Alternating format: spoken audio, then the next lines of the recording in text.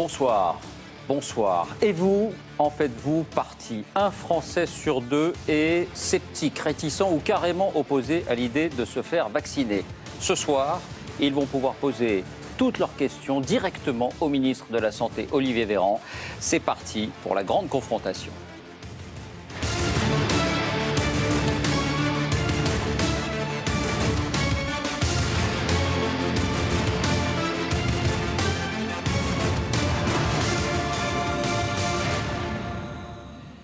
Bonsoir Monsieur le Ministre. Bonsoir. Bonsoir Olivier Véran. Merci de vous prêter à cet exercice qu'on espère de transparent et sincère. On va tout mettre sur la table ce soir, sans faux fuyant. Alors comment vont se dérouler les choses? Il y a devant vous des Français et des Françaises que je vais vous présenter. Il y a Christine. Bonsoir Christine. Si je vous appelle par votre prénom, c'est parce que vous n'avez pas souhaité donner votre nom de famille. Parce que vous craignez notamment des réactions un peu virulentes sur les réseaux sociaux. Oui, non, voilà, je préfère que le prénom.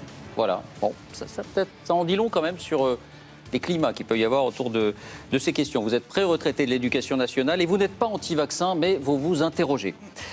Il y a Martine Gruère. Bonsoir Madame Gruère. Bonsoir. Vous êtes psychologue, retraitée également, 3 enfants, 7 petits-enfants. Vous avez 75 ans. Si je dis votre âge, qui est un peu indélicat, ça ne me gêne pas. C'est parce que ça vous situe pile dans la catégorie de ceux qui seront parmi les priorités pour être vaccinés, parmi la population prioritaire pour être vaccinée. Et ça a son importance. Voilà. Il y a Anaïs Le Faucheux. Bonsoir à vous aussi. Bonsoir David. Vous êtes critique littéraire et attaché de presse. Vous venez de Beaulieu-sur-Mer, pas très loin de Nice. Absolument. Et vous dites « Je ne me ferai pas vacciner ». En tout cas, pas avant 10 ans. C'est ce que vous nous avez dit. Vous nous expliquerez pourquoi.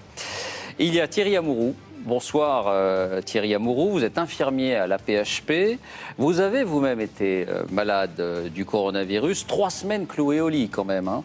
Et vous dites je n'ai pas les données suffisantes pour me faire un avis sur ces premiers vaccins. Je précise aussi que vous êtes porte-parole du syndicat national des professionnels infirmiers. Alors, vous avez, vous tous, vous toutes, toute liberté pour poser vos questions, pour interpeller le ministre avec une seule règle, on s'écoute et on se respecte. Ce dialogue sera l'essentiel de l'émission.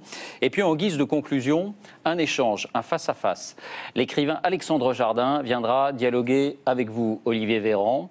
À vouloir refuser la mort, on refuse la vie, dit-il. Non à la culture de la peur, ajoute-t-il. Voilà ce qu'écrit donc Alexandre Jardin. Il sera avec nous tout à l'heure. Je signale que vous pouvez vous aussi poser vos questions sur les réseaux sociaux via le hashtag La Grande Confrontation.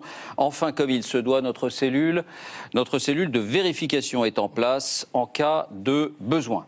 Bien, alors avant de vous entendre, tous et toutes, quelques questions d'abord sur ce qu'est l'actualité la plus immédiate.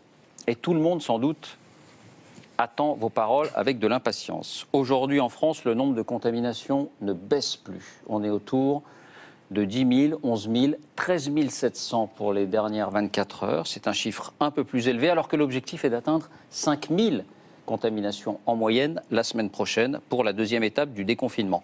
Pensez-vous sincèrement, Monsieur le Ministre, que cet objectif de 5 000 peut encore être atteint dans une semaine ?